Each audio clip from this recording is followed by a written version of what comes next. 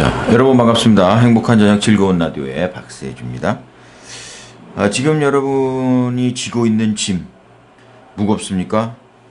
얼마나 무겁습니까? 잘 견뎌내시길 바랍니다. 주님은 감당할 짐을 지게 하십니다. 그리고 기도하시기 바랍니다. 기도하면 짐을 들어주시고 대신 저 드립니다. 아버지 되신 주님께 기도로 부탁드리고요.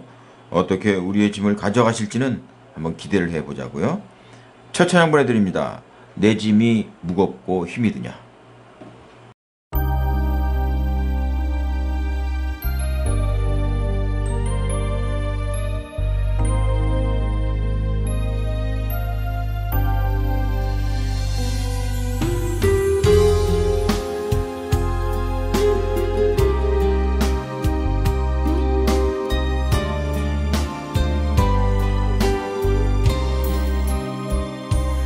내 짐이 무겁고 힘이 드냐 주를 보라. 고난이 유익이라 주님 말씀하시네.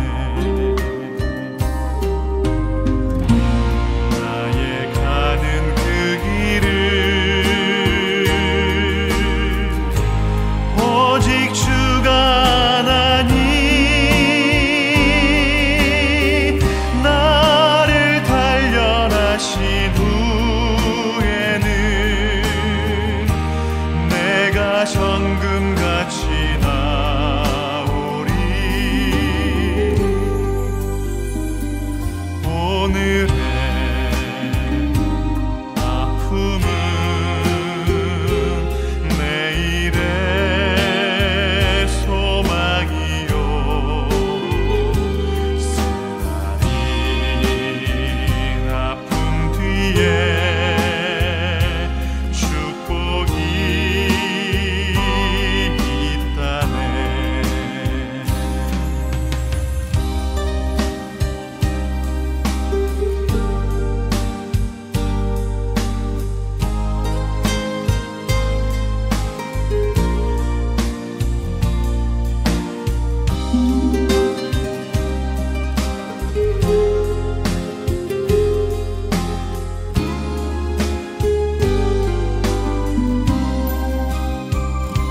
고난의 십자가 보배이며 능력이라. 주님을 따르는 자 십자가 져야만 하리.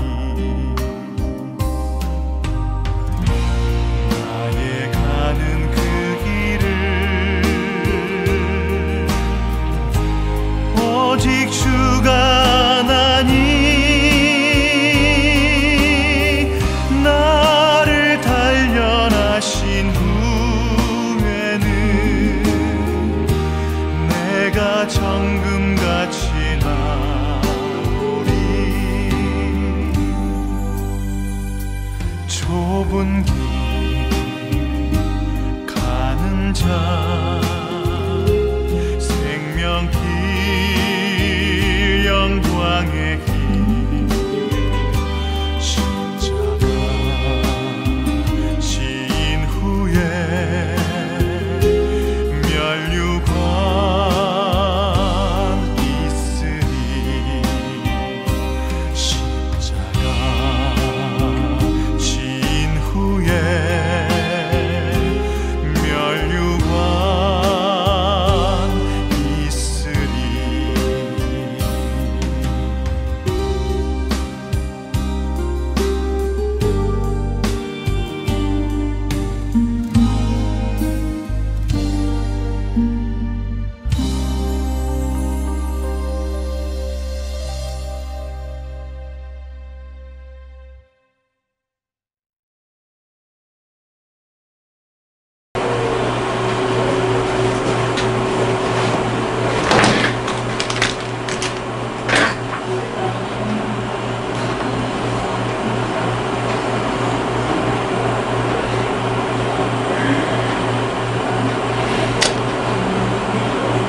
네, 첫 찬양 함께 했습니다. 내 짐이 무겁고 힘이 드냐 함께 했죠. 우리의 무거운 짐, 주님 바라보고요. 기도하면 주님이 반드시 져주실 줄 믿습니다.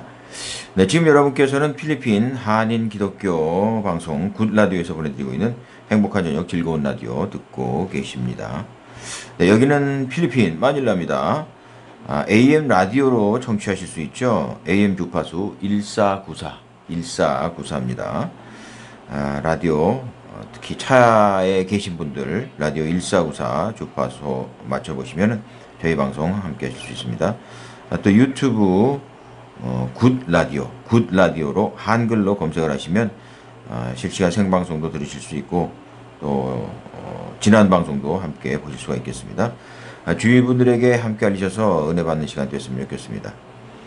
네, 오늘 준비한 순서 소개해드립니다. 어제 주일에 마닐라 열린교회에서 필리핀 이웃을 위한 사랑의 옷 나누기 페스티벌이 있었습니다. 어떤 페스티벌인지 제가 궁금해서 다녀왔습니다. 목사님도 뵙고요. 또 은혜로운 예배도 참석하고 행사도 취재하고 왔습니다. 어떻게 진행되는지 전해드리겠습니다. 그리고 준비한 말씀은 사랑의 교회 옥하는 원로 목사님의 말씀 준비했습니다. 내 짐을 주께 맡겨라 라는 제목의 말씀입니다. 말씀 통해서 정말 우리가 지고 있는 무거운 짐들 모두 주님께 맡기고 홀가분해지는 시간이 되시기를 바랍니다. 그리고 은혜로운 찬양도 함께합니다. 또 여러분의 신청곡도 함께 나눌 겁니다. 네, 앞으로 정말 여러분들의 사연도 좀 소개해드리고 신청곡 함께 나누는 그런 시간도 됐으면 좋겠습니다. 네, 이번에 함께 은혜 받을 찬양입니다. 할 수 있다 하시니 함께합니다.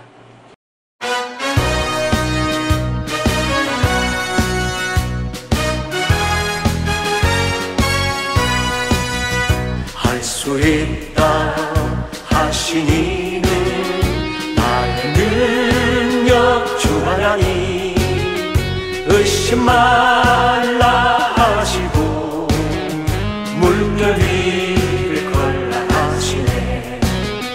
할 수 있다 하신 주, 할 수 있다 하신 주, 믿음만이 능력이라 하시네. 믿음만이 능력이라 하시네. 할 수 있다 하시니는 나의 능력 주하나니 나를 바라보시고 능력 준다 하시네. 할 수 있다 하신 주, 할 수 있다 하신 주, 사랑만이 능력이라 하시네. 사랑만이 능력이라 하시네.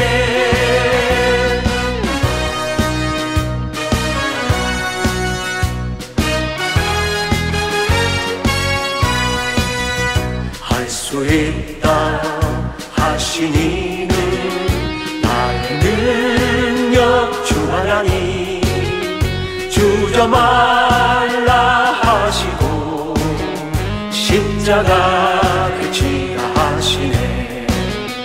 할 수 있다 하신 주, 할 수 있다 하신 주, 희생만이 능력이라 하시네. 희생만이 능력이라 하시네.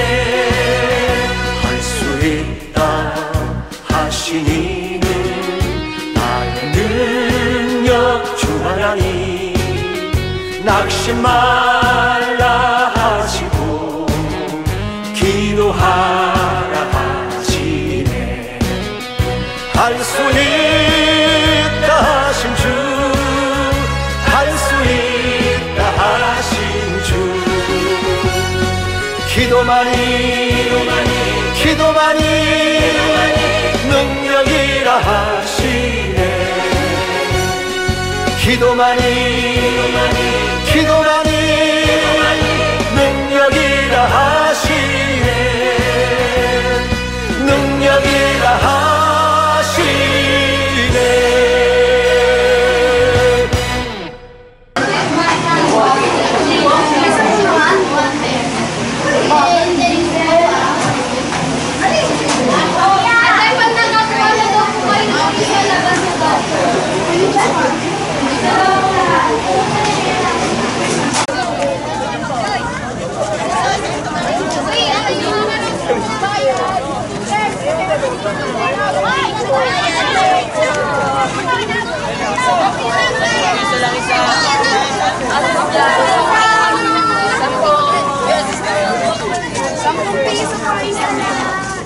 Piso, isa, pati natin.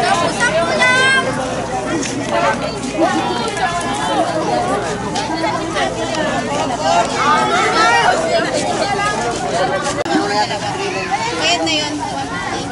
Hawakan mo na yung Jomin. Ano ba yung hawak mo na isa? Iba na yata. Yan, bigyan mo kay Kikilpin. Yan, yan. Hawak kaya akin. Hindi, yan lang. Hawakan mo yung may Hawakan ko to, sir. pin mo na. Pareha lang po. Pareha lang sa hapon, mga indo. Pagpantay po tayo sa gate. Yan. Ito ba duman to? Sige po.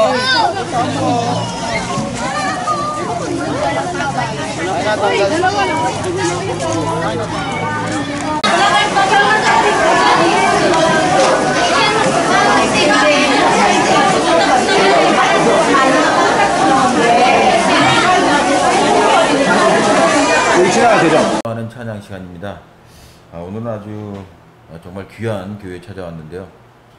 좀 도심에서도 떨어져 있고 좀 오는데 시간도 좀 걸렸습니다, 목사님. 네, 와 보니까 첫째 공기가 좋다 뭐 이런 인상을 받았는데 알고 보니까 여기가 빈민촌이라고요. 네, 그래서 빈민촌 사역을 아주 본격적으로 하고 계신 우리 열린교회에 찾아왔습니다. 라스 피냐스에 있네요. 네. 그리고 또 이번에 아주 귀한 행사를 지금 벌이고 있잖아요. 다들 먼저 영상으로 보셨을 텐데 필리핀 이웃을 위한 사랑의 옷 나눔 페스티벌을 한다고 해서 찾아왔습니다. 벌써 근데 그 타이틀부터가 좀 범상치 않은 것이 페스티벌이라는 말을 써서 옷 나눔 행사하는데 뭐 페스티벌까지 가냐 뭐 이런 생각도 언뜻 들었어요. 어떻게 하시다가 이름을 또 이렇게 지셨어요? 이제 저희가 1년에 2차례 부활절하고 예. 이제 크리스마스 때 쌀나눔 페스티벌을 하거든요. 아, 이미 뭐 네. 경력이 있던 거네요. 네. 그래서 이제 지난번에는 한 2,100명 정도가 이제 우리 교회 마당에 다 모여서 네. 한 2시간 정도 이런 발표회와 이런 여러 가지 스킷 드라마 또 그 안에 또 예배도 있고 찬양도 있고 예. 재밌는 프로그램들을 만들어서 사람들을 초청해서 그냥 나눠주는 게 아니고 그 안에서 복음을 실은 그런 행사들을 진행을 합니다. 예. 그래서 쌀나눔 행사 같은 경우는 헤리티지 예. 문화 연극 팀들이 와가지고 여러 가지 뭐 지난번에 난타 공연도 하고 그래서 필리핀 사람들이 이런 페스티벌을 좋아하는데 예. 빈민들은 이런 페스티벌에 참석할 수 있는 기회들이 별로 없어서 아무래도 그렇죠. 우리 교회에서 이제 그런 부분을 준비해서 같이 나누죠. 예. 그러면서 저희가 매주 토요일마다 네. 이제 앞에 빈민촌에 한 1,500명에서 2,000명이 살거든요. 아. 그래서 우리가 나가서 같이 이제 예배드리고 찬양하고 여러 가지 나눔의 사역들을 매주 하거든요. 예. 근데 그러다 보니까는 한 번은 우리 빈민 아이들 엄마가 왔는데 예. 옷이 다 빵꾸가 난 거예요. 아. 티셔츠가. 예. 근데 이분이 올 때마다 그 옷을 입고 오시더라고요. 예. 그래서 우리가 어떻게든지 이분들한테 옷을 좀 나눠주면 좋겠다 예. 해가지고 이번 행사를 준비했고요. 예. 그래서 그냥 이런 바자회나 이런 나눔의 행사를 넘어서 페스티벌로 예. 빈민들이 여기서 정말 즐겁게 예. 파티 같이 하면서 어. 그 안에 이제 하나님을 중심으로 예. 또 나갈 때는 또 풍성한 선물을 받아갈 수 있도록 예. 그래서 이번에 이제 기획을 하게 됐습니다. 정말 필리핀 사람들 그 피에스타 좋아하는데 우리 그런 기회가 없는 빈민들에게 이런 좋은 기회를 제공해 주셨네요. 그리고 아까 말씀하셨는데 2,000명이 넘는 사람들이 모인다고 그랬어요. 좀 깜짝 놀랐는데 대단히 많이 모이네요. 네. 근데 여기 빈민촌에 이제 도시빈민이라고 예. 이 앞마을뿐만 아니라 저 옆에도 한 2,500명 또 사는 빈민촌이 있어요. 예. 그리고 저쪽에도 한 1,500명 있고. 그러니까 이 BF홈이라는 이 안에 그래도 부유층이 사는데 그렇죠. 이 안에 빈민들이 모여서 또 사는 이 그룹이 있습니다. 참 그런 현실이 있었네요. 그러면 이번 행사를 개최한 동기가 아까 말씀하신 것처럼 그 한 학부모님의 빵꾸난 그 옷 때문이라고 그러셨는데 뭐 또 더불어서 더 덧붙이실 말씀 있으세요? 네, 근데 사실은 우리가 살라누 행사를 하면서 살라누 페스티벌을 위해서 그 전에 바자회를 했거든요. 네. 그래서 이제 성도님들이 헌옷이나 이런 걸 주시면 그걸 가지고 판매를 하고 또 우리 남녀 전도회에서 또 여러 가지 사업을 통해 가지고 기금을 마련해 가지고 했었는데 네. 이제 옷도 좀 나눠주면 좋겠다. 그래서 이제 그것을 이번에 추진하게 됐습니다. 예, 참 뭐 기도하고 고민하다 보면 좋은 또 아이디어를 다 주님께서 주시는 줄 믿는데요. 정말 귀한 행사, 정말 우리 한인 교회가 꼭 필요한 사역이 아닌가, 뭐 그런 거를 대표적인 뭐 모범 사례로 하시는 것 같다, 뭐 그런 생각이 드는데요. 그러면은 그동안 뭐 우리 성도님들 또 준비를 많이 하셨을 것 같아요. 어떻게 준비하셨어요? 행사를 위해서요? 네, 근데 우리 뭐 특별히 막 준비를 많이 하기보다는 네. 하나님께서 이렇게 만들어 주셨어요. 네. 우리가 마음을 먼저 주시고 기도로 준비하게 하시고 우리 여기 지금 빈민촌의 아이들이 가정에서 정말 부모가 없거나 또 가정이 너무 어려운 아이들은 네. 이 여기 와가지고 공부도 할 수 있도록 또 생활도 하고 잠도 자고 아침, 점심, 저녁을 다 이렇게 또 제공을 하거든요. 그래서 한 60명 정도 아이들이 있어요. 그래서 우리 교회 이제 여기 신 목사님이라고 심혜주 여자분 목사님이 이 아이들을 다 케어를 하십니다. 그래서 그분이 같이 지금 우리가 매주 토요일마다 같이 가서 사역을 하고 있는데 그 제안을 서로 나눴어요. 네. 그래서 새 옷을 좀 주면 좋겠다. 예. 신발도 또 후원받으면 좋겠다. 예. 근데 그런 분이 딱 나타나셔서 아. 이번에 이제 오늘 같은 경우는 이제 참석하는 분들에게 옷 한 벌, 새 옷하고 새 신발하고 예. 또 이제 사랑밭 재단이라고 이쪽에 이 재단이 있어요. 거기서 한국에 있는 또 거 아닌가요? 한국에도 있고 아, 여기에 필리핀 지부가 있습니다. 예, 사랑받 재단 조금 유명했던 것 같아요. 그렇죠, 큰 재단이죠. 예, 어느 목사님 거기서 이번에 감기약, 종합감기약을 주셔가지고 예. 100개 이번에 이제 같이 나눠줍니다. 3가지 오늘. 예. 그럼 오늘 행사는 그렇게 진행이 되나요? 좀 더 구체적으로 어떻게 진행이 됩니까? 오늘 행사는? 그래서 이제 4시부터 시작이고요. 예. 4시 오면은 이번에는 살라누 페스티벌하고는 좀 틀리게 살라누 페스티벌은 그냥 쭉 다 들어와가지고 여기서 이렇게 했는데 이번에는 우리 예배당 안에서 하기 때문에 예. 어른들만 100명을 초대를 했어요. 예. 그리고 우리 필리핀 우리 아이들 친구들 또 우리 한인 친구들 같이 해가지고 한 80명 정도가 예배 준비하면서 같이 찬양 발표하고 같이 예배를 드립니다. 원래 이제 1시 반에 필리핀 현지인들 예배가 있거든요. 어른들. 예. 그 예배를 오늘 4시에 하면서 예. 같이 뭐 예배 순서대로 예배 드리고 그 안에다가 이제 여러 스킷 드라마 뭐 찬양 발표회 이런 게 쭉 이제 진행이 되죠. 예. 그러고 나서 끝날 때 나갈 때 이제 선물 드리고 네. 그리고 우리 그동안 이제 이런 헌옷들, 네. 신발, 가방 이런 거 다 모은 거를 이제 끝나면 여기다 다 이제 진열을 합니다. 예. 그러면 이분들이 10회소씩 살 수 있도록. 아, 공짜가 아니네요. 네. 저번에는 공짜로 막 드렸더니 필요하지도 않는 걸 막 가져가시는 거예요. 오히려 막 더 혼란스럽고 유익하지가 않은 것 같아서 아예 이제 10회소씩 좀 옷도 뭐 중고 입던 옷이지만 좋은 옷들이에요. 퀄리티가 좋은 거예요. 그래서 그걸 이제 10회소씩 살 수 있도록. 그리고 이제 판매하면 그 돈을 이제 우리 오픈 바이블 스쿨 필리핀 아이들, 빈민 아이들한테 장학금으로 또 다 쓰게 되죠. 좋은 아이디어시죠. 예, 정말 축제의 장이 되는 거군요, 오늘. 네, 축제죠. 예. 그리고 이번 행사를 통해서 특별히 좀 기대하시는 점이 있으실 것 같아요. 네, 기대하는 점들은 물론 우리가 옷도 나눠주고 쌀도 나눠주고 하지만 결국 이제 하나님의 사랑, 그리스도의 복음을 전하는데 초점을 맞춘 것이지 이분들한테 그냥 막 퍼주는 그런 행사는 아니에요. 그래서 이분들이 이제 우리가 매주마다 방문하고 같이 예배드리고 하면서 정말 많이 변한 거예요. 아멘. 네. 그리고 사람들이 너무 행복해하는 거예요. 네. 그리고 우리 교회 아침에 예배 드릴 때 보면요. 이쪽에서는 막 필리핀 어린이 예배 8시 반에 되고 여기는 또 중고등부 아이들 9시 예배, 유초등부 예배 네. 또 오후 되면은 또 막 이 지역 자체가 야, 예배 분위기로 예. 막 여기저기 막 찬양이 울려 퍼지거든요. 그리고 지금 정말 감사하죠. 저희도 보람이 있고 예. 사람들이 너무 행복해하고 예. 또 너무 감사하죠. 지금 말씀 속에서 목사님 너무 행복에 겨워서 목회하신다 그런 느낌이 탁 와닿아요. 야 정말 행복합니다. 예, 행복하고 감사하게 목회하시는 우리 목사님 되니까 저도 행복해지네요.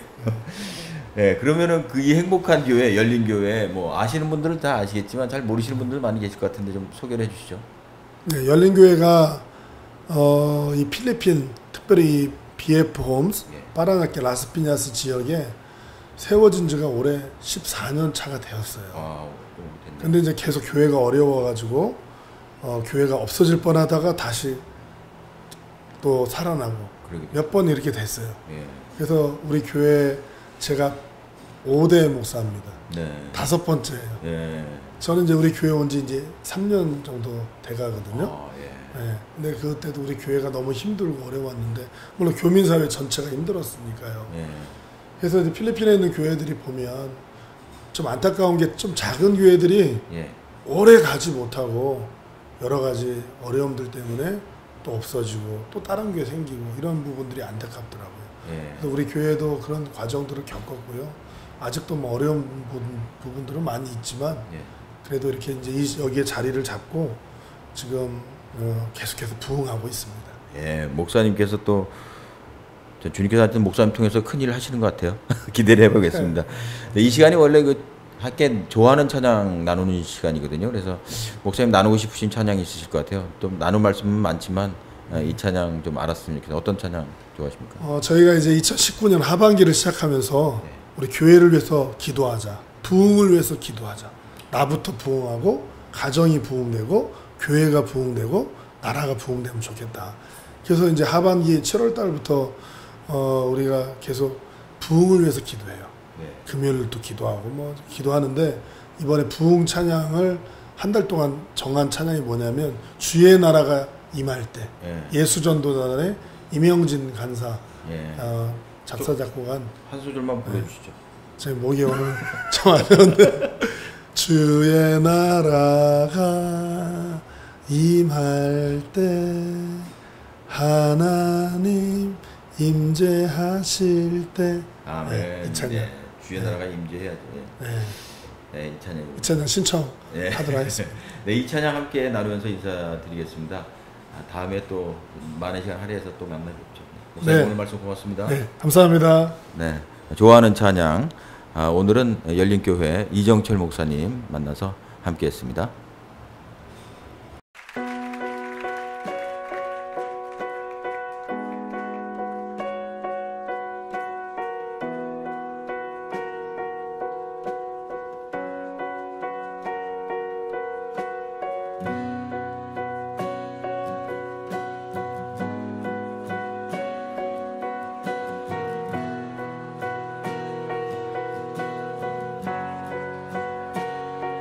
주의 나라가 임할 때 하나님 임재하실 때 예배가 회복되고 기적은 일어나네 전능하신 주 영원하신 능력의 통치자 자유가 선포되어 주 백성 돌아오네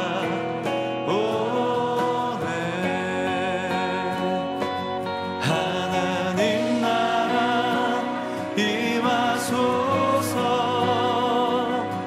영광과 존귀 능력과 위엄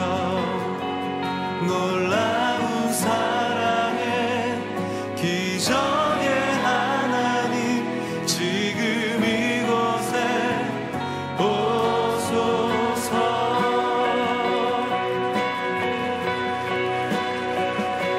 주의 나라 임할 때 하나님 임재하실 때 예배가 회복되고 기적은 일어나네. 기적은 일어나네.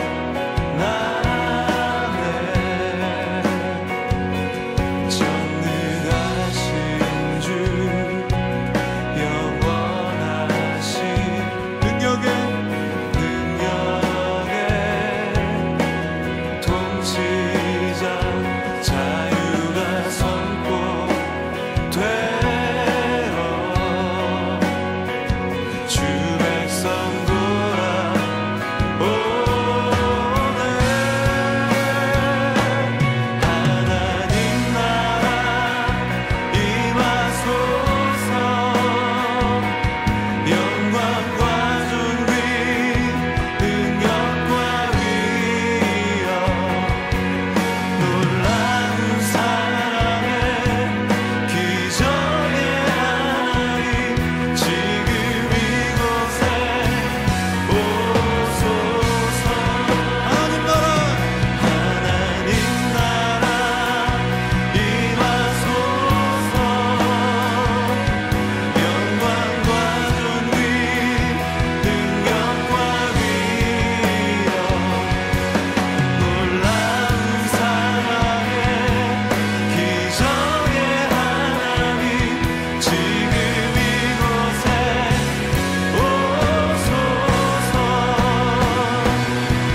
주 높고 위대하심을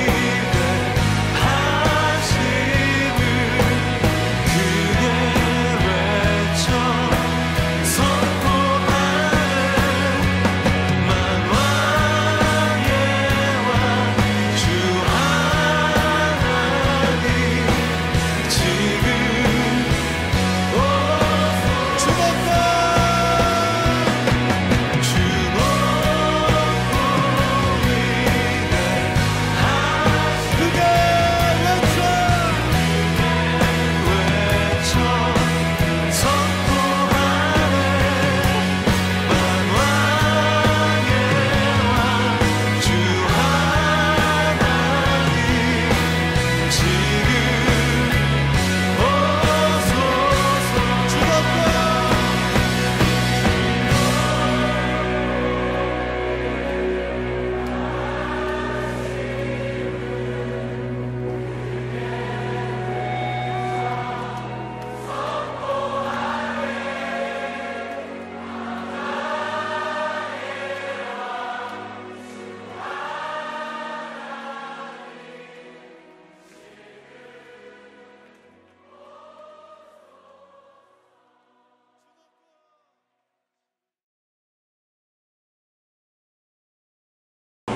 네, 찬양할 수 있다 하시니에 이어진 열린교회 탐방했고요. 정말 이정철 목사님 만나 뵀는데 정말 그 목사님의 사역, 지역사회에 정말 큰 감동을 주고 계시는 그런 사역을 하고 계셨고요. 많은 열매들이 이미 맺혀져 있는데 더욱더 많은 열매들이 있었으면 좋겠습니다. 여러분께서 함께 하고 계신 방송 필리핀 한인 기독교 방송입니다. 굿라디오로 이름을 주셨고요. 방송으로 복음을 전하라는 사명으로 방송하고 있습니다. 이 일에 동참할 동역자도 찾고 있습니다. 자원봉사자로 또 후원으로 참여하실 분들 참여 바랍니다. 방송 진행자, 녹화, 편집, 홍보 등 여러 가지 일들이 있습니다. 함께 동역해 주시길 바랍니다. 이어지는 곡은요. 우리 방송도 지금 애청자가 벌써 생겼습니다. 늘 청취해 주시고 기도해 주시고 격려해 주시는 애청자분들인데요. 신청곡을 보내주셨어요. 노사연의 바램을 청해 주셨는데 참 가사 내용이 힘들 때 서로 사랑하라는 그런 내용인데 주님 말씀과도 통하네요. 그리고 또 다른 애청자께서 청해 준 곡은 김종원의 사랑을 위하여 이렇게 청해 주셨습니다. 네, 두 곡 연속으로 함께한 후에 말씀, 내 짐을 주께 맡겨라 라는 제목의 말씀 듣겠습니다. 지금 무거운 짐을 지고 허덕이시는 분들, 네, 주님께 어떻게 맡기고 어떻게 벗어날 수 있는지 그 방법을 알려드리겠습니다. 네, 노사연의 바램, 그리고 이어서 사랑을 위하여 보내드립니다. 그리고 목사님의 설교 말씀 함께 하겠습니다.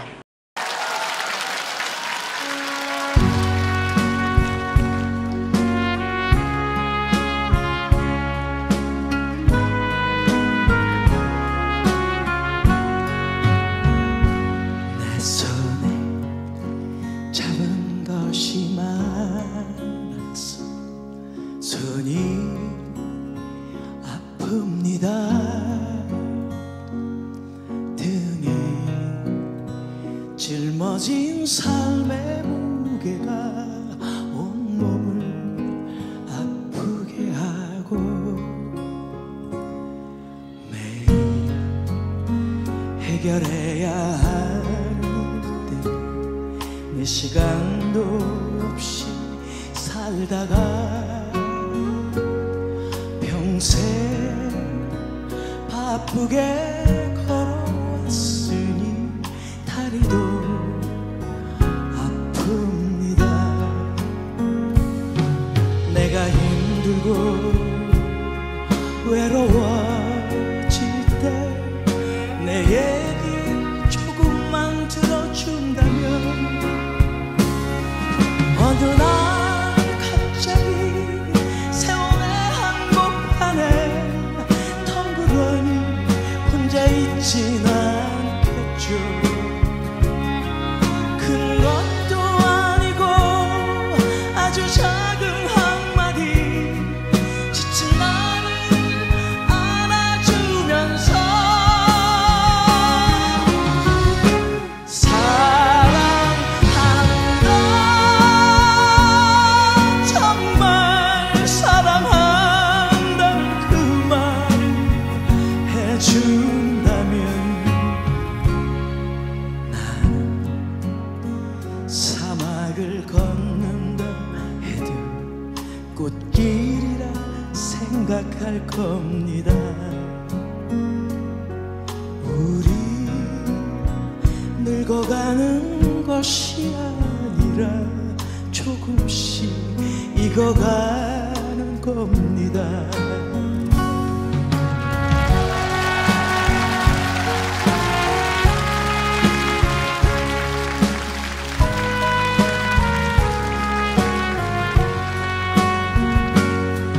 내가 힘들고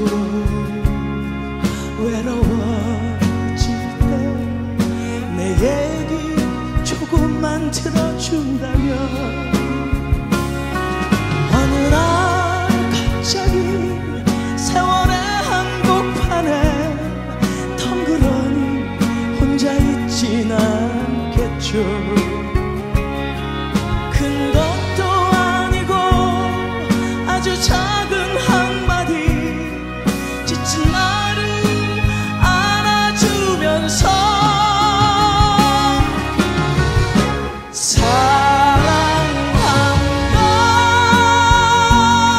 정말 사랑한다는 그 말을 해준다면 나는 사막을 걷는다 해도 꽃길이라 생각할 겁니다. 우리 늙어가는 것이 아니라 조금씩 익어가는 겁니다. 우리 늙어가는 것이 아니라 조금씩 익어가는 겁니다. 저 곳에 함께 가야 할 사람 그대뿐입니다.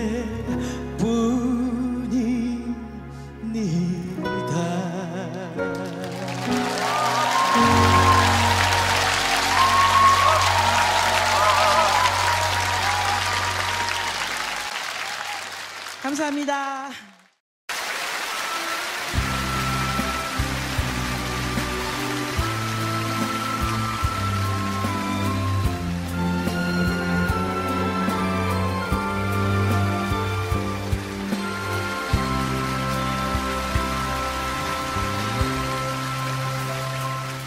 이른 아침에 잠에서 깨어 너를 바라볼 수 있다면 물 안개 비는 강가에 서서 작은 미소로 너를 부르리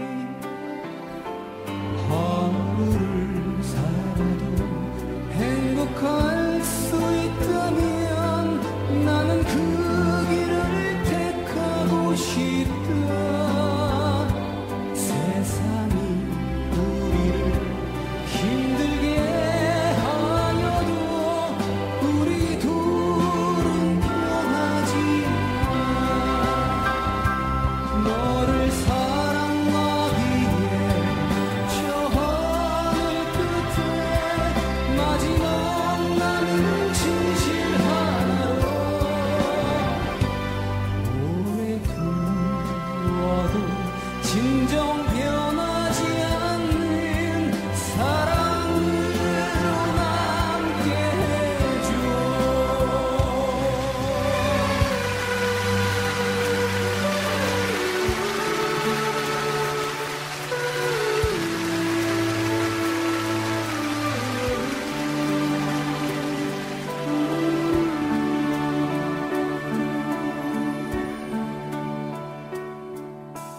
내가 선택한 사랑의 은혜 나의 청춘을 묶었다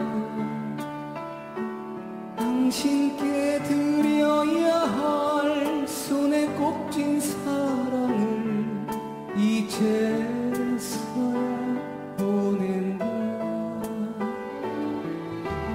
내 가슴에 못들을 하는 현실의 무게 속에 우리가 찾은 사랑의 향기 속에 눈물도 이제 끝났다 세상이 힘들 때 너를 만나 잘해주지도 못하고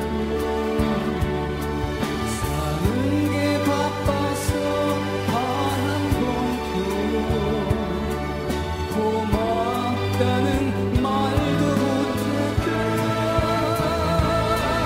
100년도 우린 살지 못하고 언젠간 헤어지지만 세상이 끝나도 후회 없도록 널 위해 살고 싶다 널 위해 살고 싶다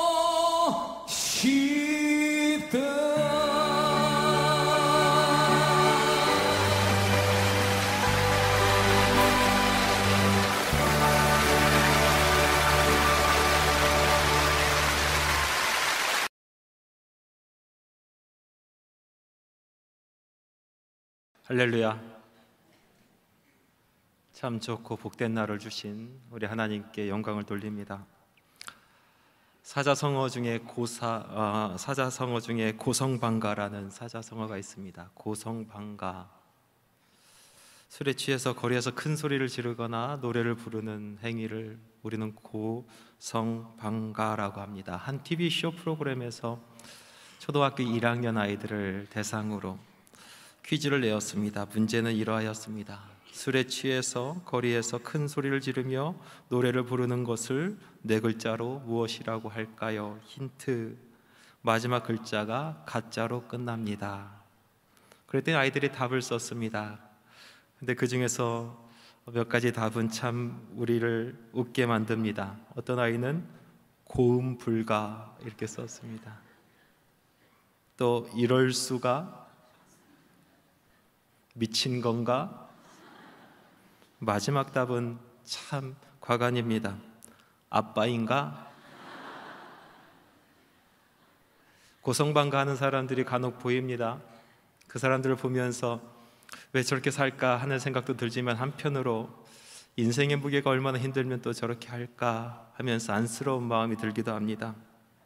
그러고 보면 삶 자체가 짐입니다. 이 세상 살아가는 모든 사람들은 짐 하나씩 지고 살아갑니다.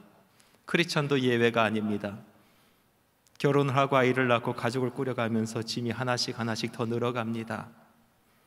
혈기왕성할 때는요, 이까짓것 하면서 그 짐을 잘 지고 가는데 나이가 들고 세월이 흘러가고 중년이 넘어서면서 내가 이 짐을 언제까지 지고 버텨낼 수 있을지 의심이 갑니다. 은퇴한 사람도 예외도 아닙니다. 일을 그 손에서 놓았을 뿐이지 인생의 짐은 계속 지고 가는 것입니다. 우리 모두는 인생의 짐을 지고 삽니다. 그런데 차이점이 있습니다. 어떤 사람은 이 짐을 너무나도 쉽게 지고 살아가고 어떤 사람은 이 짐을 너무나도 무겁게 지고 살아간다는 것입니다. 오늘 함께 읽은 하나님의 말씀 중에서 마태복음 11장 28절에서 30절의 말씀에 세상의 짐을 지고 살아가는 우리들을 향해서 예수님께서 말씀하십니다. 수고하고 무거운 짐진 자들아 다 내게로 오라. 내가 너희를 쉬게 하리라. 나는 마음이 온유하고 겸손하니 내 멍에를 메고 내게 배우라. 그리하면 내 마음이 쉼을 얻으리니 이는 내 멍에는 쉽고 내 짐은 가벼움이라. 세상의 모든 수고하고 무거운 짐진 자들을 예수님께서 초대하십니다. 그 세상의 짐을 내려놓고 예수님께서 주시는 쉬운 멍에 가벼운 짐을 지라 하시고 예수님께 배우라 하십니다. 그래야 우리 심령이, 우리의 마음이 쉼을 얻을 수 있다 하십니다. 다시 말해서 세상의 짐은 무거우나 예수님께서 가르쳐 주시는 짐은 가볍다라는 것입니다. 우리는 항상 이 말씀을 대하면서 세상의 짐을 가볍게 해주시는 예수님을 집중하여 묵상합니다. 나의 짐을 조금이라도 덜어볼까 하는 그런 생각에서죠. 그러나 오늘은 조금 관점을 달리하고자 원합니다. 뒤집어 보아서 생각하기를 원합니다. 우리 자신을 돌이켜보면서 왜 우리가 지고 사는 이 세상의 짐은 무거울까 같이 묵상하고자 합니다. 여기 모인 우리 모두는 세상의 짐을 십자가 앞에 내려놓았고 그리고 예수님께서 주시는 쉬운 멍에 가벼운 짐을 짓고 산다라고 생각하는데 다시 우리 삶을 돌이켜봤을 때 우리 짐은 너무나 무겁습니다. 왜 우리의 짐은 무겁습니까? 물론 각각 개인마다 여러 가지 이유가 있겠지만은 저는 우리 인생의 짐이 무거운 이유를 다음과 같은 세 가지라 생각합니다. 첫 번째로 우리의 짐이 무거운 이유는 우리의 십자가가 부끄럽기 때문입니다. 하나님께서 자기에게 허락하신 길을 가면 될 것을 다른 사람을 쳐다보고 다른 사람의 이야기를 들어가면서 수치스럽게 여깁니다. 그리고 자기 십자가를 다른 사람에게 보이려고 이 모양 저 모양으로 치장을 하다 보니까 십자가가 점점점 무거워지는 것입니다. 헨리 나우엔이라는 영성가가 있습니다. 그는 자기의 길을 수치스럽게 여기고 다른 사람의 눈치를 보며 살아가는 현대인들을 이렇게 비유합니다. 외줄타기 하는 고개사와 같다. 두 개의 높은 빌딩에 줄을 매달고 이 고개사는 장대를 하나 들고 발을 한 발 한 발 옮깁니다. 많은 사람들은 그 밑에서 그 사람이 발을 옮길 때마다 성공하면 박수를 쳐줍니다. 한 발 옮겨서 성공하면 박수를 쳐주고 또 한 발 디뎌서 성공하면 박수를 쳐줍니다. 그러나 이 고개사의 운명은 참 기구합니다. 한 번이라도 실수를 하면 그만 그 높은 곳에서 떨어져서 땅에 머리를 박게 되는 것입니다. 이 고개사는 사람들에게 박수를 받으려고, 아니 살아남으려고 발버둥치며 인생의 발걸음을 한 발 한 발 옮겨가는 것입니다. 엘리나 외에는 그 외줄타기 노름 그만하고 그 높은 곳에서 내려와서 땅을 밟고 걸으라라고 우리에게 조언을 해줍니다. 남이 뭐라 하든 박수를 치든 비난을 하든 하나님께서 맡기신 그 소명을 쫓아 자기 인생, 자기 길을 가야 한다라는 것입니다. 항상 남의 떡이 더 커 보입니다. 나의 길보다 남의 길이 더 멋져 보입니다. 남의 일이 더 좋아 보입니다. 남의 기업이 더 기름지고 풍요로워 보입니다. 그러나 실상은 문제없는 곳 없고 허물 없는 곳 없습니다. 한 지사님이 계셨습니다. 인생의 십자가를 지고 가는데 어찌나 무거운지, 그리고 이 지사님에게는 많은 여건과 고난이 있었습니다. 그래서 십자가 무거운 것을 지고 인생을 가면서 항상 노래를 부릅니다. 아이고, 아이고, 아이고, 아버지. 항상 이렇게 노래를 부르면서 살아가는 사람이 있었습니다. 어떤 사람이 조언을 해줍니다. 인생의 짐이 무거우면 기도하라. 그래서 교회 가서 예배당에 엎드려 하나님께 기도를 하는데 기도가 나옵니까? 또다시 통곡합니다. 아이고, 아버지, 아이고 하다가 잠이 들었어요. 잠속에서 꿈을 꾸는데 자기가 아주 무거운 십자가를 들고 언덕으로 올라가는 그런 꿈을 꾸었습니다. 일상에서도 무거운 십자가를 지는데 꿈속에서도 무거운 십자가를 지니 얼마나 가슴이 답답했겠습니까? 그래서 또다시 아이고, 아이고 하면서 짐을 지고 언덕을 올라가는데 한 중턱쯤 갔을 때 아주 넓은 곳이 나오는 것입니다. 그리고 그곳에는 많은 십자가들이 있었습니다. 하늘로부터 음성이 들려왔습니다. 이제 내가 지고 있었던 십자가를 내려놓고 네가 원하는 십자가를 골라서 지고 가렴. 주변을 살펴보면서 자기가 원하는 십자가가 무엇인가 찾기 시작했습니다. 그리고 발견한 것이 아주 아담한 십자가인데 그곳에는요 보석이 아주 이만한 보석들이 팍팍 박혀 있는 것이 너무나 아름답고 화려하게 그지없었습니다. 냉큼 달려가서 그 십자가를 집어들고 어깨에 딱 맸죠. 그런데 이게 웬일입니까? 사이즈는 작은데 너무나 무거워서 한 발도 갈 수가 없는 것입니다. 다시 그 십자가를 내려놓고 다른 십자가를 찾기 시작합니다. 어느 곳에서 향기가 납니다. 장미꽃의 향기입니다. 그곳을 달려가 봤더니 한 십자가가 있었는데 장미꽃으로 너무나도 아름답게 치장되어 있는 것입니다. 냄새도 좋고 화려하고 이쁘기 그지없습니다. 그래서 그 십자가를 어깨에 짊어 매는데 이번에는 가시 때문에 도무지 맬 수가 없는 것입니다. 다시 내려놓고 이 십자가 짊어져 보고 이것은 이래서 싫고 저것은 저래서 싫고 한참을 헤매고 돌아다니다가 어떤 투박한 십자가를 발견했습니다. 그 십자가를 어깨에 청 매보니 어찌나 잘 맞는지 모릅니다. 자기 몸에 딱 맞습니다. 그래서 다시 이 십자가가 무엇인가 봤더니 지금까지 자기가 지고 왔던 바로 그 십자가였습니다. 내가 지고 가는 십자가가 가장 힘들고 어려운 것 같지만은 사실은 그것이 내게 가장 잘 맞는 십자가라는 것입니다. 우리 짐이 무거운 첫 번째 이유는 자기의 십자가가 부끄럽기 때문입니다. 다른 사람들과 비교하면서 다른 사람들의 힐난의 소리에 귀를 기울이면서 하나님 왜 내게 이런 십자가를 주십니까? 하나님 왜 제게 이런 짐을 주십니까? 하며 불평하며 원망하며 자기의 길을 가는 것을 꺼려하고 그 십자가를 싫어할 때 마음의 짐은 더욱더 커지는 것입니다. 내게 맡겨진 내 가족, 내 사랑하는 아이들, 내 사랑하는 직분과 교회, 내 사업체와 내 직장, 내 사랑하는 조국이 이런 심령 가운데서는 짐이 돼버리는 것입니다. 세상 사람들의 손가락질에 눈을 가리시기 바랍니다. 세상 사람들의 힐난의 귀를 막으시기 바랍니다. 그리고 우리 주께서 여러분에게 맡기신 여러분의 십자가를 당당하게 지고 푯대를 향하여 걸어가는 저와 여러분이 되시길 바랍니다. 여러분이 지고 있는 바로 그 십자가에서 기쁨을 찾고 하나님께서 허락하신, 여러분에게 허락하신 그 우물에서 생수를 맞는 복락이 있기를 바랍니다. 둘째로, 우리의 십자가가 무거운 이유는 우리의 나태함 때문입니다. 우리의 나태함. 현대를 살아가는 우리가 삶을 고달프게 또 무겁게 여기는 이유는 우리 심령이 나태하기 때문에 그렇습니다. 이것이 탈현대를 살아가는 모든 사람들이 가지고 있는 마음의 병입니다. 제가 이런 얘기를 하면 어떤 사람은 반문할 것입니다. 목사님, 나태라니요?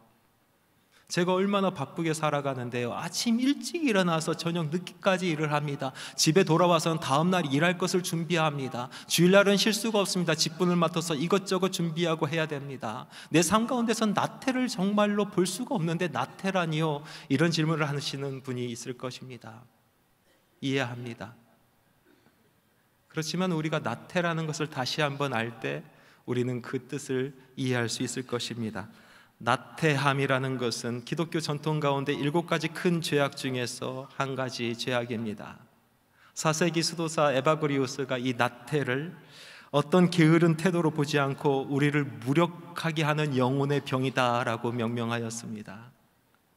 나태, 그 어원을 알면 우리가 그 의미를 더 잘 알 수가 있습니다. 나태는 라틴어로 아케디아라고 씁니다. 아케디아. 여기서 케디아는요, 관심이란 뜻이고 아는 부정 접두어입니다. 그래서 아케디아 하면은 무엇이 됩니까? 관심 없음. 관심 없음.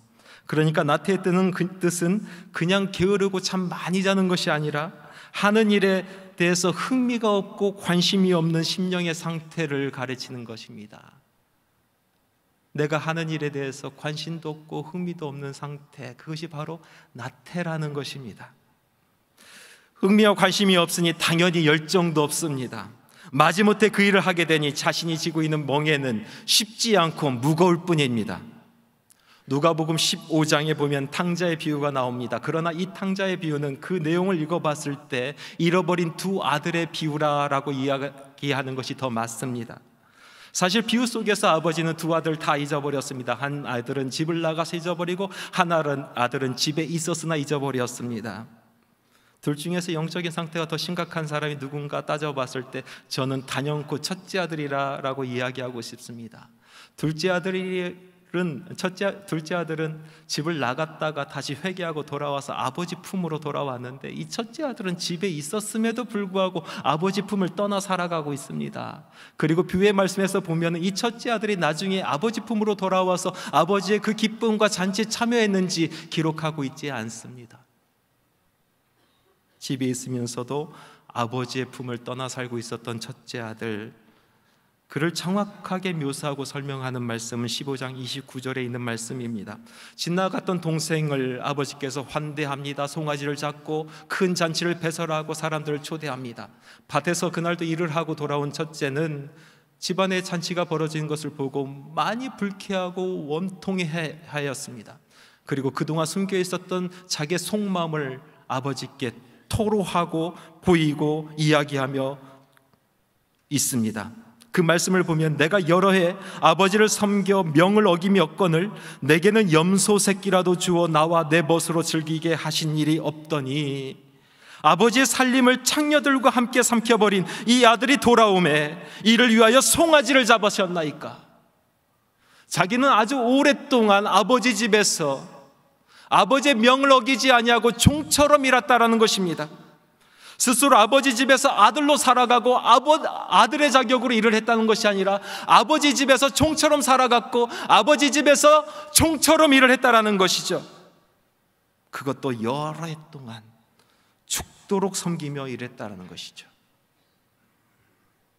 그 삶이 얼마나 고달팠는데 아버지는 그것을 알아주지 않고 내게 염소 새끼 한 마리 잡아주지 않나이까. 그런 첫째 아들의 마음속에서는 아버지의 마음이 보이지 않습니다. 그에게 있어서 아버지의 일은 그저 견뎌내야 할 노동이었습니다. 아버지의 말씀이 하나도 기쁘지 아니합니다. 아버지의 일은 사실 자기의 삶과는 무관하다라고 생각하며 살아갑니다. 아버지의 온 마음은 집 나간 아들에게 향해 있고 오매불망, 이제 나올까 저제 나올까 애타게 기다리시는데 그런 아버지의 마음은 자기의 삶과는 전혀 상관이 없다라고 얘기하는 것입니다. 하나님의 마음은 나와 아무 상관이 없다 하던 가인의 마음이었습니다. 내 아우가 어디 있느냐 하는 말씀에 내가 아우를 지키는 자니까 이야기했던 가인의 마음입니다. 내 아우가 어디 있느냐, 그의 핏소리가 내 귀에 들리는데 너는 들리지 아니하느냐, 그의 억울함이 하늘을 울리고 있는데 내 동생으로 인하여 내 가슴이 찢어질 것 같은데 너는 전혀 그 소리가 들리지 아니하느냐. 물어보시는 하나님의 음성에 내가 아우를 지키는 자나이까, 내가 그것과 무슨 상관이 있습니까 하던 가인의 마음입니다. 우리는 참으로 많은 일을 합니다. 아침 일찍부터 저녁 늦게까지 일을 하죠. 직분 맡은 사람들은 더 많은 일을 합니다. 그런데 이렇게 팍팍거리며 일을 하는 우리 심령이 나태병에 걸렸습니다. 자신이 하는 일과 사역에 아무런 의미를 찾지 못하고 관심이 없고 우리 하나님의 마음에는 관심이 없습니다. 단순히 그 일을 해야 하니까, 그래야 살아가니까, 그 일을 해야 수치를 당하지 아니하니까, 그 일을 어쨌거나 해내야 체면을 차리니까 어쩔 수 없이 그 일을 하는 것이죠. 일에 대한 자부심도 없습니다. 사명도, 죽어가는 영혼에 대한 애절한 그리고 간절한 하나님의 마음도 그의 심령 가운데는 없습니다. 그것이 나와 무슨 상관이 있나이까 하면서 그냥 일을 하는 것이죠. 일하는 시간만 많을 뿐 그 심령은 나태하기 그지없습니다. 관심도 흥미도 열정도 없는 일을 계속하니까 인생의 짐은 점점점 무거워집니다. 마지막으로 우리의 짐이 왜 무거운가? 그것은 예수님을 마음에 받아들이지 않아서 심령이 고통 가운데 있기 때문에 그렇습니다. 사도 바울은 처음부터 예수님을 믿던 사람이 아닙니다. 그는 예수님을 너무나 싫어했고 예수 믿는 사람들을 잡아 핍박하는 일을 했던 사람입니다. 그가 하루는 다메섹으로 예수 믿는 사람들을 추적해서 모조리 다 죽이려고 가던 도중에 직가라는 거리에서 부활하신 예수님을 만나는데 아주 큰 빛으로 인해서 눈이 어두워져서 그만 그 자리에 넙죽 엎드려서 아무것도 보이지 않는 상태에서 바닥을 더듬으면서 어디로 가야 될지, 무슨 음성을 쫓아가야 될지 몰라 헤매고 있을 때 예수님께서 사울을 찾아와서 그에게 이야기하십니다. 사울아, 사울아, 내가 어찌하여 나를 박해하느냐? 가시채를 뒷발질하기가 내게 고생이니라. 여기서 예수님께서 참 이상한 말씀을 하십니다. 가시채를 뒷발질하기가 내게 고생이라. 가시채를 뒷발질하는 것이 도무지 무엇인지 우리가 잘 알기가 어렵습니다. 이 당시에 소를 몰 때는요, 가시채를 가지고 소를 몰았습니다. 지금은 콧뚜레를 꿰죠. 콧뚜레를 꿰서 그래서 그 콧뚜레를 이리 잡아당기고 저리 잡아당기면 소가 그 원하는 방향으로 가게 되어 있습니다. 그런데 이 당시에는 콧뚜레를 깨지 않고 가시채를 가지고 소가 가는 방향을 이렇게 컨트롤한 것이죠. 오른쪽으로 가게 하고 왼쪽으로 가게 하고, 때로는 소가 엉뚱한 곳에 가서 수렁에 빠질 것 같으면 가시채를 세게 내려치는 것입니다. 그러면 소가 그것이 아파서 자기 방향을 바꿔서 다른 곳으로 가는 것이죠. 그런데 미련하고 고집스러운 소는요, 그 가시채를 발기질합니다. 주인이 보았을 때 이거 분명히 수렁에 빠질 것인데 아무리 가시채를 쳐도 이 미련하고 고집스러운 소는 끝까지 자기 길을 고집하는 것입니다. 그러면 주인이 그것을 포기합니까? 절대 포기하지 않죠. 가시채를 움켜잡고 더 세게 내려치는 것입니다. 결국은 꺾이고 말 고집을 부리는 이 소, 그 고집을 꺾을 때까지 이 소는 고통과 고난 가운데 있는 것이죠. 예수님께서 예수 믿는 성도들을 박해하는 사울을 만나실 때 세상 죄짐 지고 살아가는 사울이 참으로 불쌍하고 가련하였습니다. 더욱 불쌍하고 가련했던 것은 사울이 예수님을 구조로 영접하지 아니하고 더욱 박해하여 스스로 마음의 고생을 하고 있었던 것입니다. 마치 미련하고 고집센 소처럼 말입니다. 사울에게 있어서 몇 번 예수님을 믿을 수 있는 기회가 있었습니다. 그 첫 번째 사건은 그가 다니고 있었던 예루살렘의 자유회당에 스데반 집사가 와서 하나님의 복음의 말씀을 선포할 때였습니다. 어디서 보지 못했던 무명의 한 사람이 서서 하나님의 복음의 말씀을 선포하는데 그곳에 있는 모든 사람들이 마음에 찔렸습니다. 마치 가시채를 맞은 것처럼 마음에 찔림이 있었습니다. 사도 바울이 스데반을 바라보았습니다. 모든 성경에 능통하고 헬라 철학까지 꿰뚫고 있는 사도 바울에게 없는 그 무엇이 저 스데반에게는 있었습니다. 자존심 상했습니다. 자기 마음이 찔림에도 불구하고 너무나 자존심 상했습니다. 그래서 사울은 자기 고집을 부립니다.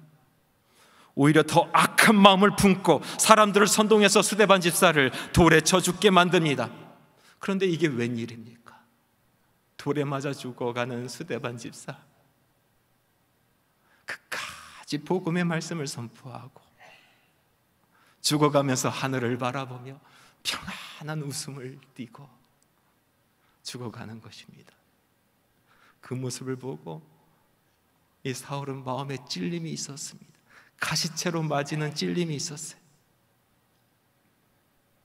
온몸에 피멍이 들고 얼굴이 피범벅대면서까지 끝까지 복음을 증거하고 하늘을 바라보며 평안한 웃음을 띠고 있었던 이 스데반 집사, 그 모습이 그의 뇌리에서 끊이지 않고 떠오르는 것입니다. 잠을 잘 수가 없었습니다. 마음속에 이런 생각이 듭니다. 이렇게 목숨 걸고 증거할 만한 예수는 누구일까? 이런 권능은, 이 죽음 앞에서도 초연한 이런 권능은 도대체 어디서부터 나오는 것일까? 사도 바울은 그래도 마음을 바꾸지 않습니다. 더욱더 완악하게 마음을 먹어버립니다. 고집을 부립니다. 이번에는 자기가 나서서 사람들을 선동하여 모으고 군대까지 동원해서 예수 믿는 사람들 모두를 잡아 죽이려고 가고 있던 중에 바로 그때 예수님을 만납니다. 마치 고집세고 미련한 소처럼 예수님을 거부하는, 성령님의 그 말씀하심을 거부하던 사울을 보시고 우리 예수님께서는 오히려 불쌍히 여기시며 안타까워하시며, 사울아, 사울아, 가시채를 뒷발질하는 내가 고생이구나. 가시채를 뒷발질하는 내가 고생이구나 말씀하십니다. 사울에게 있어서 이 마음의 짐을 벗어 던지는 방법이 무엇입니까? 그것은 바로 예수 그리스도를 구주로 영접하는 것이었습니다. 오늘날 교회에 여러 가지 문제가 있는데 그 중에서 가장 심각하고 큰 문제가 교회 안에서 예수 믿지 않는 사람들입니다. 많은 사람들이 교회 나오고 예배에 참여를 합니다. 그러나 예수님을 구주로 영접하지 않습니다. 자기 인생의 주인으로 모셔들지 아니하고 자기 인생의 왕으로 모셔들지 않습니다.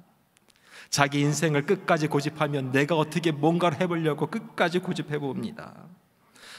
심령이 힘들어집니다. 마치 어린아이가 할 능력도 없으면서도 자기가 무엇인가 하려고 하다가 고난 가운데 빠지는 것처럼 그렇게 살아갑니다.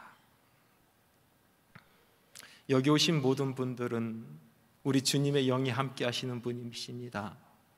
우리 성령 하나님께서 여러분을 이곳에 인도하지 아니하셨으면 여러분의 이 자리에 없었을 것입니다. 우리 성령 하나님께서 여러분들을 이 자리에 초대해 주셨습니다. 그리고 하나님께 예배하게 하십니다. 그런데 어떤 사람은 끝까지 거부합니다. 끝까지 가시채를 뒷발질하는 소처럼 굽니다. 그럼에도 불구하고 예수님을 마음에 모시지 않는 분들, 찬양을 부르면서 갑자기 눈물이 나오고 설교 말씀에 귀가 번뜩이면서 기도하면서 나도 모르게 아멘 소리가 나오고 그래도 마음속에 거부하고 또 차냅니다. 삶 가운데 문득 말씀이 생각나고 어렵고 힘들 때면 자기도 모르게 하나님 아버지가 입속에서 나오면서 내 인생 내 힘으로 되지 아니하고 내 지식으로 되지 아니하고 내 권능으로 되지 아니하고 내 경험으로 되지 아니하는 것을 고백하고 그것을 깨달아 알면서도 내 인생을 예수 그리스도에게 맡기지 아니하는 사람들이 얼마나 많은지 모르겠습니다. 십자가에 피 묻은 손이 심령의 문을 두드리고 또 두드리시는데 사람아 내가 어디 있느냐 물으시는 음성이 귓가에 맴도는데 그 애절한 음성이 심령 가득히 울려 퍼져도 여전히 예수를 모셔드리지 않는다라면 여러분, 그러한 심령은 고통 가운데 있는 것입니다. 무거운 짐을 지고 있는 것입니다. 고지센 소가 가시채를 차는 것처럼 고통스러울 뿐입니다. 여러분이 마음을 바꿔서 두 손 들고 죽게 나오지 아니할 때까지 그 고통은 끊이지 않는 것입니다. 이제 항복하시죠. 이제 여러분의 짐을 내려놓으시죠. 오늘 이 시간, 주님, 내가 여기 있나이다. 나를 받으소서 고백하시죠.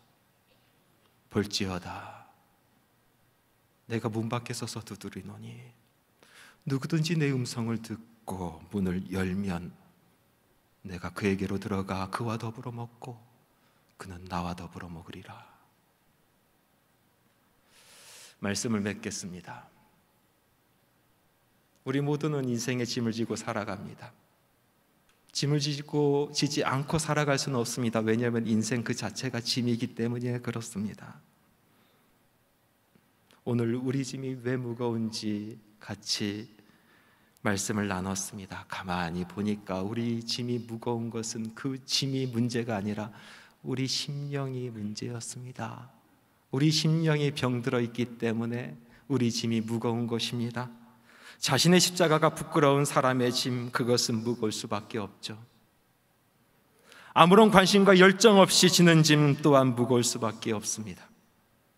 예수 그리스도를 고집부려가면서 거부하는 삶, 그것 또한 무거운 짐인 것입니다. 예수님께서 말씀하십니다.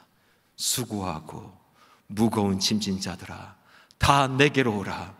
내가 너희를 쉬게 하리라. 기도하시겠습니다. 사랑의 하나님, 감사합니다. 귀한 말씀을 들을 귀 있게 하시고 성령께서 하시는 말씀에 아멘하며 순종하는 복된 사람들 되게 하여 주시옵소서. 예수님의 이름으로 기도하옵나이다. 아멘.